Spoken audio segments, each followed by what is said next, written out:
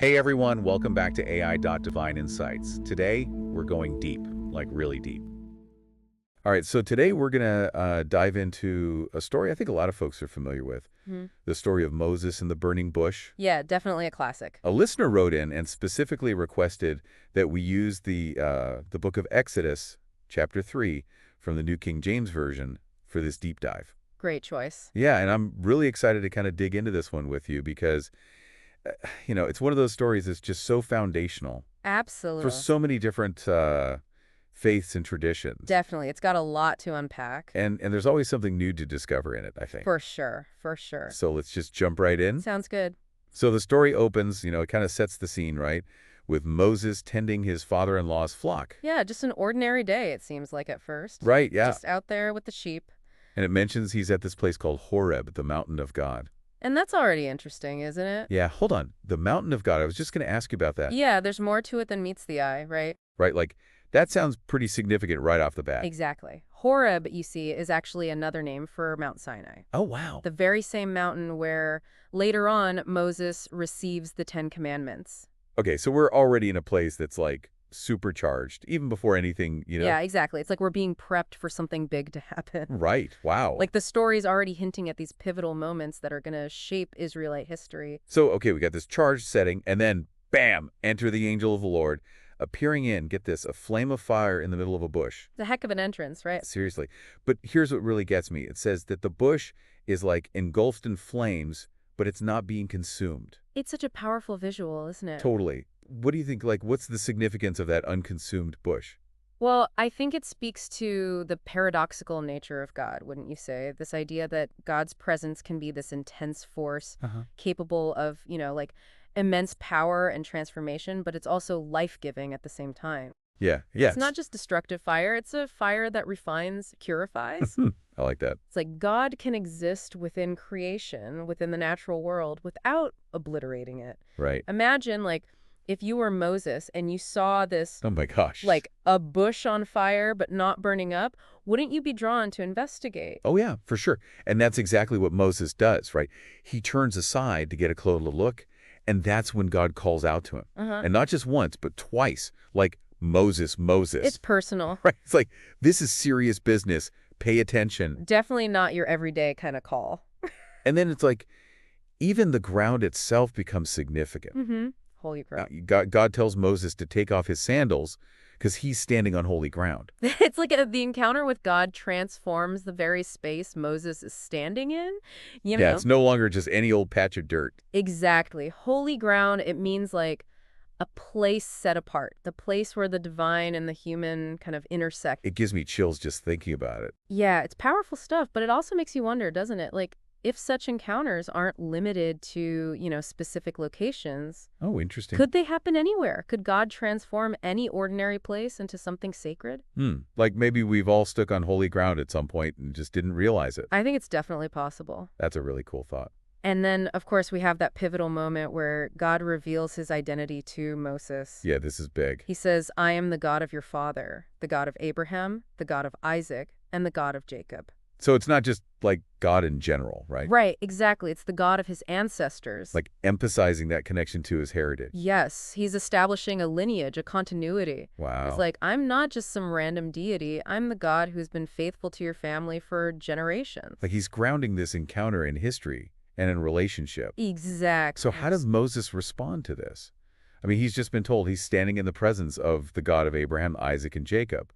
Well, you might expect him to be, overjoyed or maybe awestruck. Right. But instead, the text says he hides his face. Really? Yeah, he's afraid. Why fear? I mean, this is the God who made a covenant with his people. It should be reassuring. Well, think about it. Even with the reassurance, even knowing God's history of faithfulness, there's still this natural human response to be overwhelmed in the presence of the divine. Like it's just too much to handle. Exactly. It's like, how can a mere mortal stand before the Almighty without trembling? It's a good reminder that we're not meant to fully grasp the immensity of God. Exactly. And that our limited human understanding can only go so far. It's that tension again, right? That feeling of both being drawn to God and being aware of our own smallness in comparison. Yes. And it's in that space of both wonder and humility that God continues to speak to Moses. Okay, so what happens next? Well, God tells Moses that he's seen the Israelites suffering in Egypt Hmm.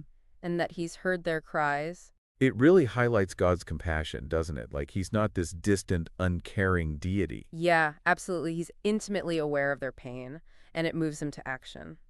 And then I think it's interesting that the text specifically mentions the taskmasters. Ah, yes, the ones overseeing the Israelites' forced labor. Right, like it wasn't just a minor inconvenience, it was a brutal system designed to exploit and dehumanize them. Exactly, and it's against that backdrop of suffering that God promises deliverance. The promise of a land flowing with milk and honey. Yes, what a powerful image of abundance and prosperity. It's like the ultimate contrast to their current state of hardship. Definitely, it's a vision of a future filled with blessing and hope. And God even gets specific about the location, mentioning all these different groups, like the Canaanites and Hittites who live there. Right, it's not just some vague, idealized land. It's a real place with real challenges. Yeah, it's like God's acknowledging that the promised land won't be a walk in the park. Exactly. There will be obstacles to overcome, battles to fight.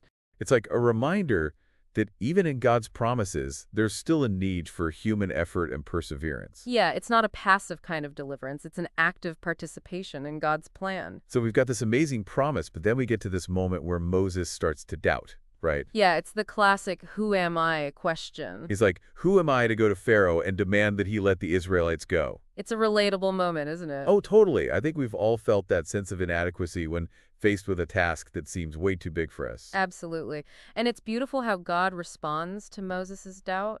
How so? He simply says, "I will certainly be with you." So simple, yet so powerful. It's a reminder that it's not about our abilities. It's about God's presence and power working through us. And to kind of seal the deal, God gives Moses a sign, right? Yes, he tells them that after they've left Egypt, they'll come back to the same mountain to worship. Full circle. Right, back to Horeb, now revealed as Mount Sinai.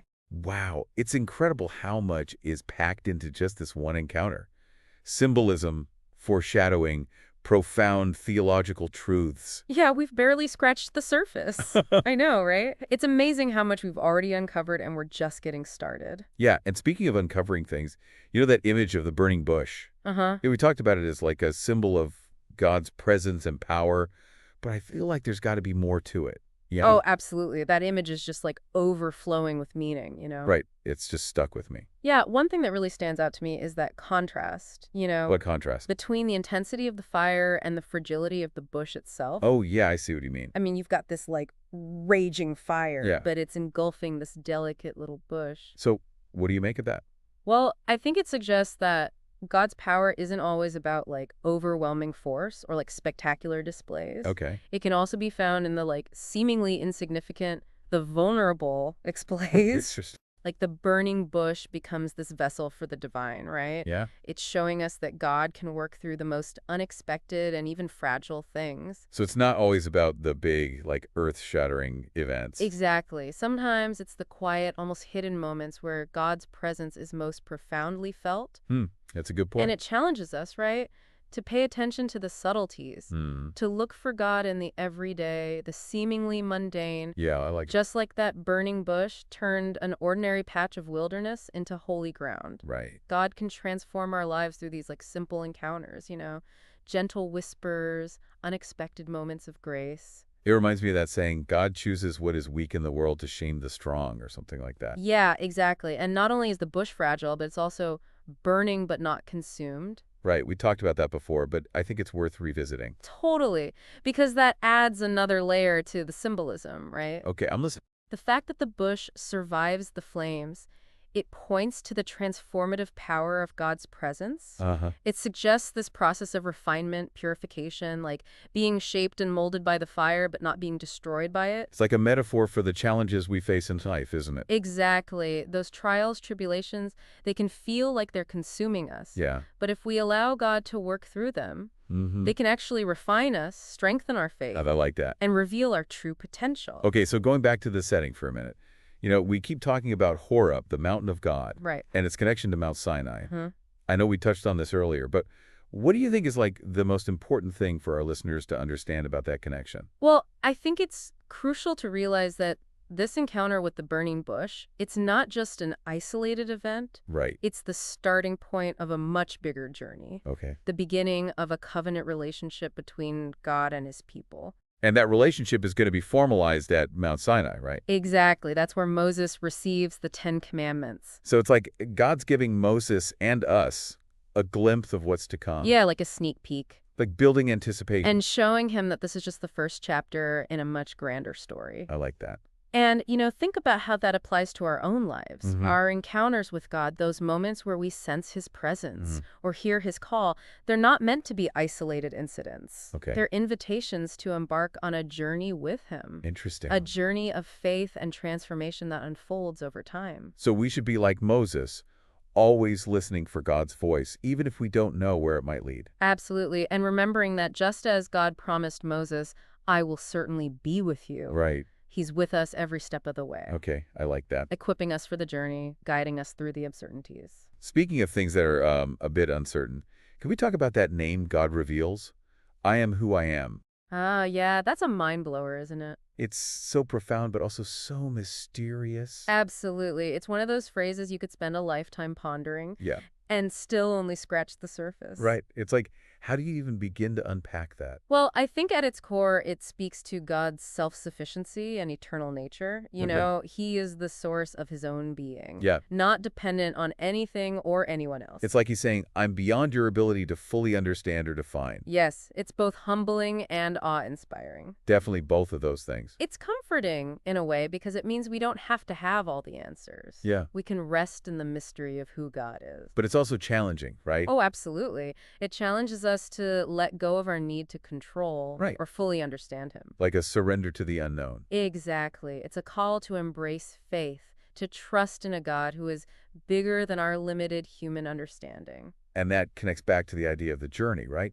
Yeah, it does. Faith isn't about arriving at a destination where everything is clear. Okay. It's about embracing the mystery, trusting that God is leading us. Even when we can't see the path ahead. Exactly. But how do we reconcile this grand, mysterious name, I am who I am, Uh-huh. with the more personal way God also identifies himself as the Lord God of your fathers? Ah, that's a great question. And I think it gets to the heart of our understanding of God, Yeah.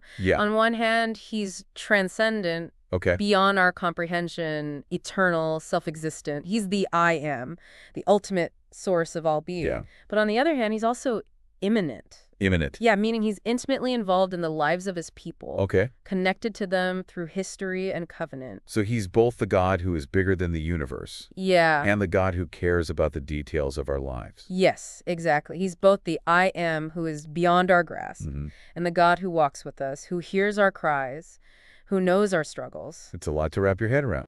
It is. It's a beautiful, mind-boggling concept. Okay, so moving on. Another key theme here is God's deliverance, right? Oh, He absolutely. doesn't just reveal himself to Moses. Right. He gives him a mission to bring the Israelites out of slavery. Into a land of promise. Yeah, that land flowing with milk and honey. It's such a powerful image of God's desire to bless his people, to provide for them. And to give them hope for the future. Yes. It's like a reminder that God sees our suffering, he hears our cries, and he acts. He's not indifferent to our pain. Exactly. But that deliverance, it doesn't always come easy. Right, there are obstacles. Yeah, Pharaoh, for example. His heart is hardened. He's not going to let the Israelites go without a fight. But God has a plan, right? Absolutely. He's going to work through those wonders we talked about The earlier. plagues. Yeah, the ones that demonstrate his power and expose the emptiness of the Egyptian gods. It's like God is using the very things the Egyptians worship Right, the Nile, the animals, the sun. to show them who's really in control. Right. Exactly. He's turning their world upside down, subverting their expectations. And ultimately, God's plan prevails. Yes. Despite Pharaoh's resistance, the Israelites are freed. And they leave with valuable possessions. They even plunder the Egyptians, in a sense. That part always kind of stood out to me. What's the deeper message there, do you think? I think it's a reminder that God's justice isn't always about punishment or revenge. Okay. It's about restoration, about making things right. Yeah. In this case, it's about ensuring that those who have been exploited and oppressed Uh-huh. aren't left empty-handed. So it's about balancing the scales. Right, providing a measure of compensation for the years of forced labor. Like God's using the wealth of the Egyptians to provide for the Israelites as they journey to freedom. Exactly. It's an amazing picture of God's care for his people, even in the details of their liberation. It's about justice, but it's also about provision and restoration. Yes. It makes you think, doesn't it? About how God might be working in our own lives. Right. Maybe using unexpected means to provide for us, to bring justice. And healing to situations where we've been wronged. Yeah, it's a good reminder that we're not alone in our struggles. And that God is present with us, working for our good, leading us towards a future filled with hope. Definitely something to hold on to. It's really incredible how much this one story has to offer. Yeah, it's packed with meaning. This encounter between Moses and God at the burning bush. Right. I mean, we've talked about God's presence, his power, his compassion, his deliverance, his justice. All there. It's like this blueprint for understanding who God is and how he interacts with us. Exactly. And it lays the foundation for so much of what unfolds in the rest of the Bible. There's one thing I wanted to circle back to before we wrap up. It's that initial request Moses makes to Pharaoh. Oh, about taking the Israelites into the wilderness to sacrifice. Yeah, to sacrifice to God, right? Yeah. It seems like such a small ask at first, like just 3 days. Right, just a quick trip. But it sets off this whole chain reaction that ultimately leads to the Exodus. It's a really strategic move when you think about it. How so? Well, it's a request that seems reasonable on the surface, right? Yeah. But God knows Pharaoh's heart. Uh-huh. He knows Pharaoh's going to resist. He's not going to let the Israelites go easily. So it's like a setup. In a way, yes, because Pharaoh's refusal creates the opportunity for God to show his power, Through the plagues. Exactly. And those plagues, they're not just about punishing Pharaoh. Right. They're also about revealing God's glory to both the Egyptians and the Israelites. So it's more than just like getting permission to go into the wilderness. It's about setting the stage for a much larger confrontation, a showdown between God and Pharaoh, you could say. Like a cosmic power struggle. Exactly. It's a test for Pharaoh, a chance for him to humble himself. To acknowledge God's authority. But his pride, his stubbornness, it ultimately leads to his own downfall. And to the liberation of the Israelites. Exactly. It's like this story is showing us that our choices have consequences. For ourselves and for those around us. Yeah, Pharaoh's refusal to let the Israelites go, it brings suffering not just to himself, but to his entire nation. And on the other hand, Moses' obedience to God's call. Right, despite his initial fear. Leads to freedom and blessing for generations to come. It's powerful stuff. It really highlights the impact our decisions can have on the course of history. So even in the midst of challenging circumstances, even when things seem hopeless, God is working behind the scenes. Orchestrating events for the good of those who trust him. That's a really encouraging thought. It is. It's a reminder that we don't have to have all the answers. Yeah. Or figure everything out on our own. We can just trust in God's plan. And follow his lead, even when we don't fully understand. So as we wrap up this deep dive into the burning bush, what's one key takeaway you hope our listeners will carry with them? Well, I think it's this. Encounters with God can transform ordinary moments into sacred ones. I like that. Just like that seemingly ordinary bush in the wilderness. Yeah. It became a vessel for God's presence and power. Right. Our everyday lives can become places where we experience his grace, his guidance, his deliverance. That's a beautiful thought to end on. It is, isn't it? Well, thanks for joining us on this deep dive into the story of Moses and the burning bush. It's been a pleasure exploring this with you. We hope it sparked your curiosity and deepened your appreciation for this timeless story. And remember, listener, Yeah. keep seeking those moments of encounter, keep listening for God's voice, and keep trusting in his power to work wonders in your life. Until next time, keep diving deep. Also, please like and subscribe to AI.DivineInsights for daily podcast episodes. See you next time.